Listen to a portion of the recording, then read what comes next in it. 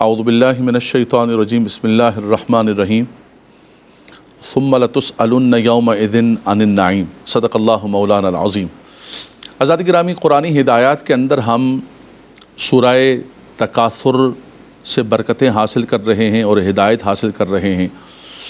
اس مبارک صورت کے اندر رب تبارک و تعالیٰ نے ہمیں یہی سبق دیا کہ دنیا کے اندر رہتے ہوئے غفلت کے اندر، لہو و لعب کے اندر پڑھ کر اپنی آخرت کو فراموش نہیں کرنا ہے۔ فرمایا انسانی مزاج یہ ہے کہ انسان اس کے اندر پڑ جاتا ہے۔ پھر متنبہ کیا کہ تم جان جاؤ گے۔ آج غفلت کے اندر ہم پڑے ہوئے ہیں، لیکن جب انسان کی آنکھیں بند ہوتی ہیں تو پھر اس کی نگاہیں تیز ہو جاتی ہیں، وہ سب کچھ دیکھ لیتا ہے۔ وہ تمام چیزیں جن کو جھٹلا رہا ہوتا ہے ان کو جو ہے بالکل عین الیقین کے ساتھ دیکھ لیتا ہے۔ یہی فرمایا رب تبارک و تعالیٰ نے، کلا سوف تعلمون ثم کلا سوف تعلمون کلا لو تعلمون علم الیقین لترون الجحیم۔ اللہ اکبر۔ فرمایا کہ ان قریب تم جان جاؤ گے، پھر جان جاؤ گے اور علم یقین کے ساتھ جان جاؤ گے۔ دیکھیں، ایک علم الیقین ہے کہ انسان معلومات کے ذریعے، فکری غور و فکر کے ذریعے، نظری اور فکری اور انفارمیشن اور معلومات کے ذریعے انسان علم حاصل کرتا ہے۔ وہ یقیناً علم یقین ہوتا ہے۔ علم کے ذریعے مثال کے طور پہ ایک دھواں اٹھ رہا ہے تو اس دھوئیں کو دیکھ کر انسان کہتا ہے کہ یہاں آگ جل رہی ہے، لیکن جب قریب پہنچتا ہے اور مشاہدہ کرتا ہے تو پہلے تو ایک انفارمیشن تھی، ایک نشانی تھی، لیکن اب باقاعدہ طور پر جو ہے وہ عین الیقین کے ساتھ اپنی آنکھوں سے دیکھتا ہے۔ اس کو کہتے ہیں لیس الخبر کالمعاینہ۔ فرمایا خبر تو خبر ہوتی ہے۔ اب یہ دھواں دلالت تو کر رہا تھا آگ تھی، لیکن یہ 100% کنفرم تو نہیں تھا، ایسے بھی دھواں نکل سکتا ہے۔ لیکن جب آپ نے جا کر وہاں پر دیکھ لیا کہ ہاں واقعتاً آگ ہے، آپ نے معائنہ کر لیا، آپ نے مشاہدہ کر لیا، دیکھ لیا، تو اب عین الیقین کی کیفیت حاصل ہو گئی۔ اور اگر اس آگ کے قریب گئے، اس کو ہاتھ لگایا اور اس کی تپش کو محسوس کیا تو اب حق الیقین کی کیفیت پر پہنچ گئے۔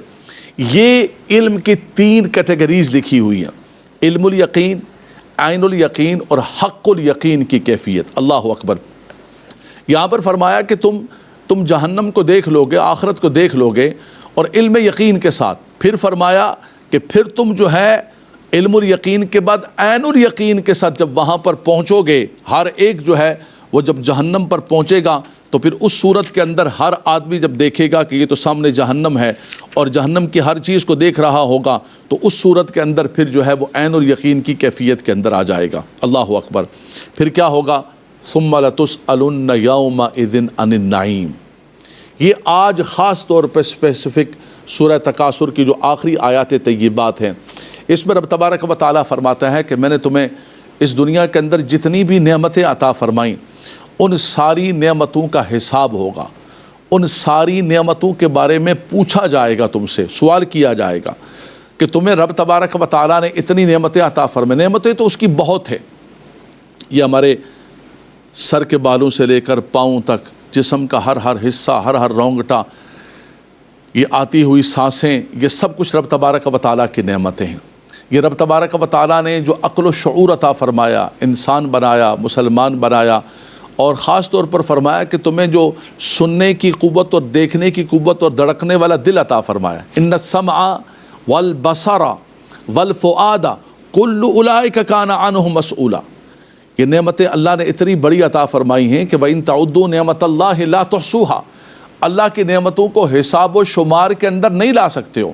اس مالک و مولا نے اتنا کرم کیا اور اتنی نعمتیں ہمیں عطا فرمائیں، ان کو ہم کاؤنٹ کرنا چاہیں، گنتی کرنا چاہیں، اللہ نے اتنی نہیں تعدوا نعمت اللہ لا تحصوها، ان کو کاؤنٹنگ کے اندر حساب و شمار میں لا نہیں سکتے ہو۔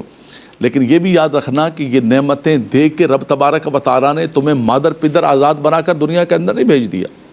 افحسبتم انما خلقناکم عبثا وانکم الینا لا ترجعون۔ تم نے یہ سمجھ دیا ہے کہ تمہیں عبث اور بیکار بنایا، کوئی مقصد ہی نہیں ہے، بس یہ ساری چیزیں نہیں، ایک مقصد عظیم، وما خلقت الجن والانس الا لیعبدون۔ رب تبارک و تعالیٰ نے تمہیں اپنی اطاعت کے لیے اور اپنی فرما برداری اور بندگی کے لیے پیدا کیا۔ تو فرمایا کہ ان السمع والبصر والفؤاد کل اولئک کان عنہ مسئولا۔